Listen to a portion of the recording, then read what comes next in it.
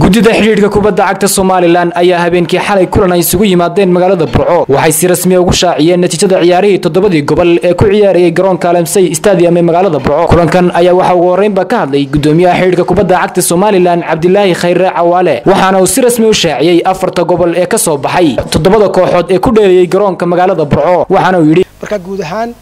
tartankii ciyaaraha gobolada ka socday gobolada bariga ee 7 gobol ahaa groupka eega ama group 1 waxa ka soo baxay Xaysimo iyo Daad Mareer oo Xaysimo 1 ka soo baxday iyo Daad Mareer oo Tuuya groupka labaad ee 3 gobol ahaana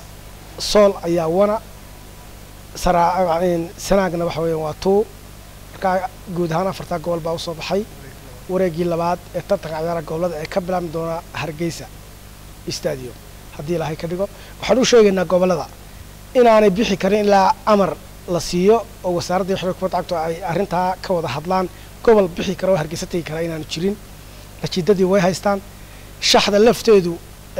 steeda gobol say iskugu beegmayaan jadwalka waan ku qaybinay oo way haystaan jadwalka xaashida labaad ee aan siinay ayay ka garan karaan oo ka akhri karaan hadii kale faham waayaan marka la isku yimaado si fiican baan ugu sharxi doonaa marka waxa weeyaan waxaan aad iyo aad ugu mahadnaqaynaa madaxda gobolka Togdheer ugu horeeyay barasaabka madaxda degmada taliyaasha ciidamada